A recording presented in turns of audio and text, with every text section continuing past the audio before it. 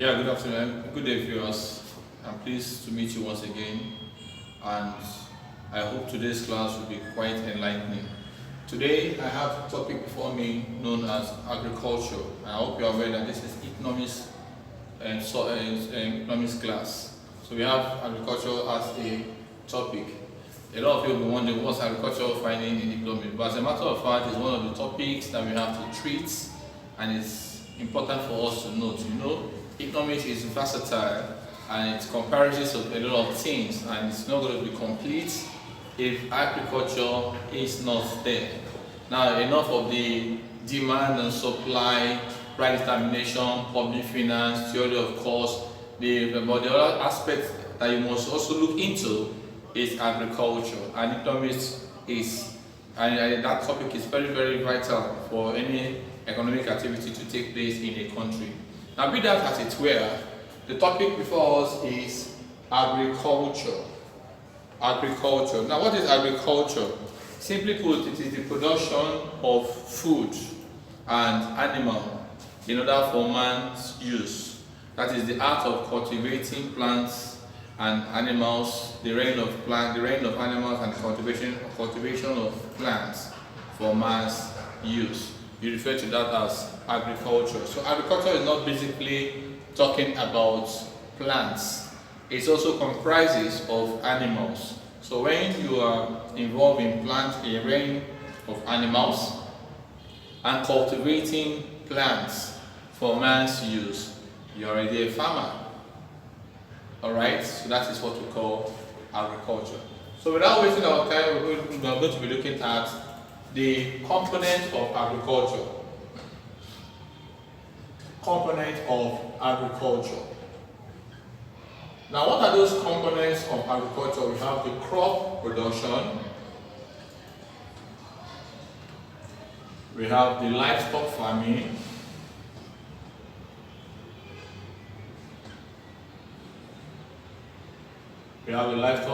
we have the forestry, and we have the fish farming. Now, what is the crop production? When you talk about crop production, it's just basically concerned with the cultivation of plants for the use of man.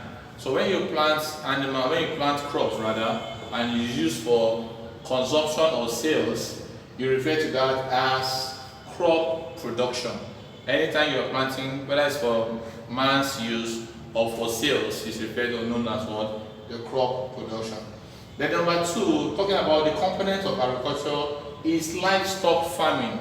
Livestock farming is the rearing of animal for man's consumption, or it can also be reared for sports. Some people rear the horses and they use them for hockey, and many of that is some people rear them for conveying goods from one place to another. But the fact that the bottom line of the whole matter is that you are rearing. So it's either for consumption, for sporting activity, or for transportation, but you are keeping it and it's growing, and you are helping it to grow. Such is not referred to as what? As livestock farming. So the art of rearing animals for your use or whatever purpose in which you are rearing it for is referred to as livestock farming. Okay? Now the next one is forestry. Forestry is an age-long farming. Some of us met a lot of forests before we were born, even before our forefathers were born. And the art of keeping trees, or planting trees, or cultivating forests that have been in existence for a period of time, or even planting, is referred to as, in a very large acre of land, is known or referred to as forestry. So that art of planting either economic trees or trees in a particular land, or very vast acres of land, is referred or known as forestry. Okay, now we have the last one, which is fish farming. Now, what is fish farming? It is just the rearing of different kind of fishes for maybe in your ponds or in any way, just for consumption or any other use. So that art of rearing fishes is known or referred to as the fish farming. Now, if we are done with that, we'll look at the next one, which is system of agriculture.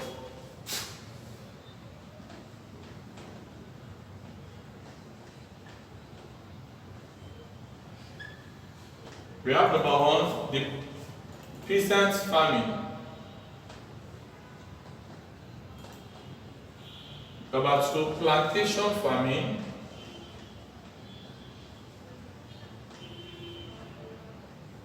Number 3, mechanized farming.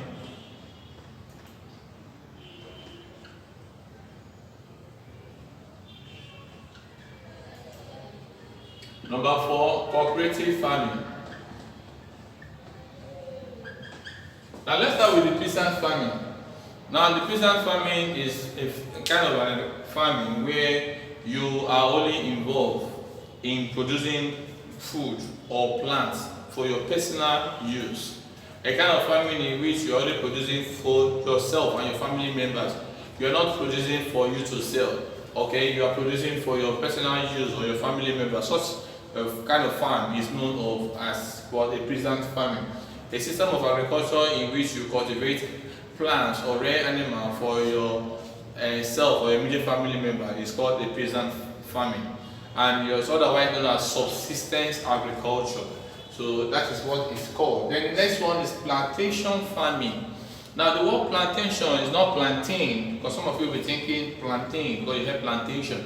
Plantation means you are cultivating in a vast acre of land. You are planting a particular product, maybe plantain now for instance, but let me not use plantation. I'm not thinking I'm talking about plantain alone. Let me say pineapple. You have a vast acres of land that only what you planted there. It's a monoculture, a monocultivation. You only planted, once you plant a vast in a vast acre and it's only one particular product that you are planting there, you already have plantation. So plantation farming is a kind of farming which enables a person to plant a particular crop in a vast acre of land. Such kind of farming is called a plantation farming. Then the next one is mechanized farming. Mechanized farming is a farming that enables you to use machines, plows, also in vast area of life. So the word mechanized is that you are using machines, and you are allowed to use machines to cultivate plants in a vast acre of land. The use of plow and other things to cultivate crops is known or referred to as mechanized farming. Then the last one is cooperative farming.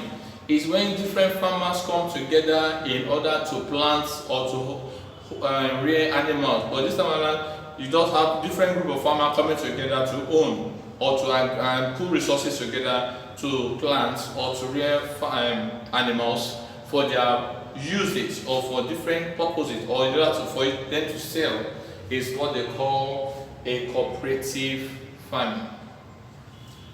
Alright, now let's look at the importance of agriculture. The importance of agriculture. Number 1,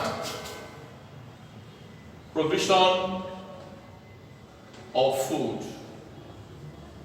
2, provision of clothing. 3, provides employment opportunities.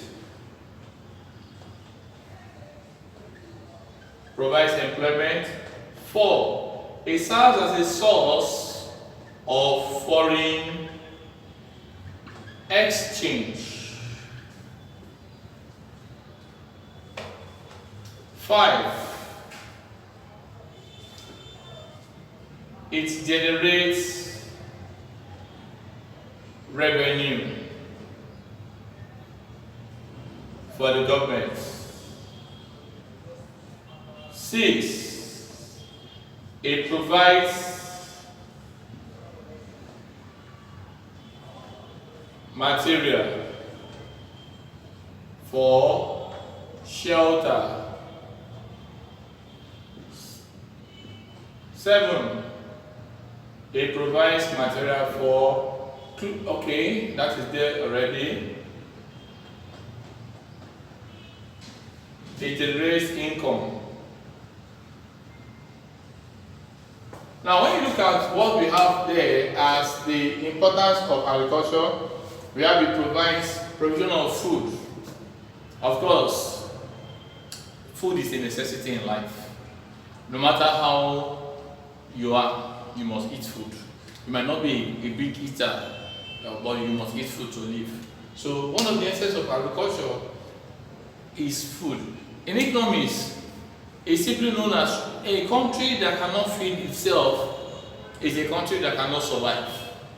And that's why one of the things I credit about the present administration, that's Nwaoze Buhari, I'm not saying I'm a supporter, is that he has been able to make Nigerians farmer to start producing rice. Even though the rice is still expensive, but at least one way or the other they are producing rice. So you realize there that food is important. Then the next one is provision of clothing. Most of the clothing that we put on are actually from agricultural products. Cotton. I just realized that from the back of the tree they have a way of processing it, and that's what we are putting on today. So that's one of the importance of agriculture. Then number 3, it provides employment. Once you are engaged in tilling the ground or you raise animals, one way or the other, you are employed.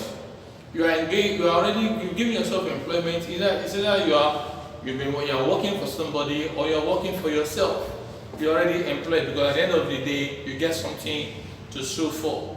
Then the next one is a source of foreign exchange. By the time you are engaged in foreign trade, that is between exports and imports, you are importing and you are exporting.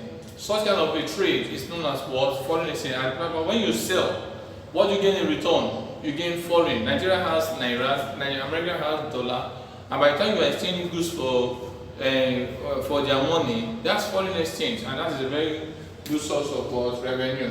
Then the next one is generate revenue for the government. That's another way government generates revenue. How do they generate revenue? By the time they put their import duties on goods coming into a country from another country, is government generating revenue.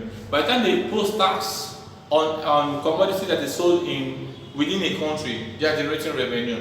So in any way, either outside the country or within the country, government generates revenue by doing that. Then the next one is providing materials for shelters. Most of the houses or the homes we live, all the homes we live, I don't know about the one you are living, is we have wood there. No matter how modern your house is, you need products from the soil or from the plants. It's either your roof is made of it, or it's either your doors are made of it, or your kitchen utensils your kitchen cupboards are made of it. So one thing must be made of agricultural products, and that's why it provides shelter for us. Then the next one is generates income. Generates income. Now that's another very important one because everybody wants to be engaged, and like when we treated money, if you look at one of the topics that we've done, money, you realize that without money you cannot buy any commodity. I told us then that money is anything generally acceptable as a medium of exchange and settlement of debt.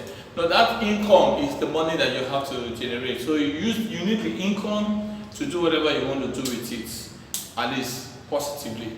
So that's one of the importance of agriculture. Now let's go straight to the problems of agriculture. Problems of agriculture. Now what are those problems? We have land tenure problem, problems of land tenure. We have inadequate finance.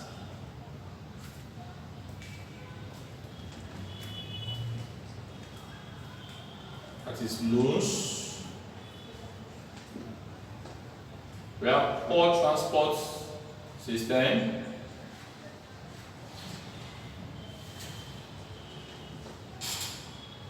We have inadequate inputs.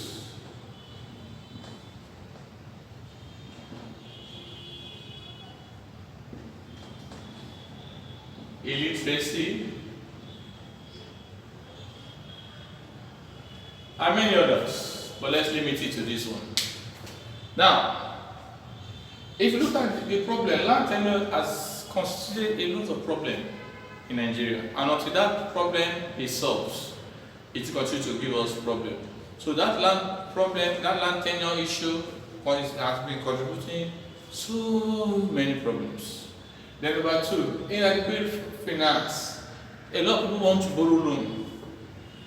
They cannot borrow. They want to have access to government loan. They cannot. and they remain where they are, and before you know they are old and they die off. And it then becomes a generational problem because nobody to get them, you know. So many people have been having very vast acres of land that they have been inherited from their parents or their forefathers. But because they don't really have the acumen or the loan or credit facilities to increase it, they remain there. The poor transport system, bad roads. Now you may have very much in your farm, but production is not complete until goods and services get to the final consumers. Now, how do you now transport those commodities to where it is needed? Once that bottleneck is there, you remain there. So you now become a local champion in an environment that they need you somewhere else, but because you don't have good access of road or don't have good road, and that becomes a major problem. Quite a number of Nigerian roads are having such kind of problems, and let's hope with time that things should work on that. Now, inadequate inputs. What are the farm inputs? Things like fertilizers, things like farming inputs, hoes, cutlasses, or let's make it modernized, maybe tractors, and all those things that will necessitate the growth of the farm. Even plants. A lot of people don't even have access to good plants. A lot of the plants are having issues. So even when they plant it, you just realize that if the products, the outcome of the plant is usually not encouraging. So if you realize that it's a problem, it's a challenge. Until we have good plants so that it can generate good fruits, they will now realize that we have overcome that. The next one is illiteracy. Quite a number of farmers are illiterate. Illiteracy is not all about not going to school. You might go to school and you're not knowledgeable about agriculture. In fact, there are a lot of educated illiterates that we have today, that they went to school, but they don't know anything about agriculture. So when you not say people, so a person who is in agriculture should be able to know how to apply the fertilizers. I've seen a situation where somebody just took manure that is not dried, that is the feces of a pig, and just poured it in a plantain farm. And of course, that's I will not tell you what happened, but of course, because of ignorance, the person was supposed to have left it to dry and put it before it. But that's as simple as that. So many of our problems that we are facing in Nigeria today is lack of knowledge, and that's what we talk about illiteracy. So illiteracy is not that you don't know how to speak English. Illiteracy is not that you will not go to school, but once you are ignorant on that aspect, you are an illiterate. Okay? Now let's look at the word how the solution. What are the solutions? In fact, on the problems you can get the solutions. Okay? Now, how do you solve the problem of that land tenure? Okay, that's one of the solutions. That land tenure problem should be solved once and for all. Inadequate finances. The government should be able to provide loans for farmers to be able to produce goods and services. If those loans are not provided, the solution will not come. So most farmers are interested in producing, most farmers are interested in increasing, but because of those inadequate farming materials, loans, they remain where they are. Then the next one, if you have poor transportation system, which was a problem, how do you get the solution? All you need to do is either community effort or government effort, make a transport network system that will be accessible to the needs, to the consumer that wants to buy it. There are so many people that are producing goods, but they don't know how to transport, how to get to the final consumer. By the time you make an accessible road, what happens once the goods have been produced?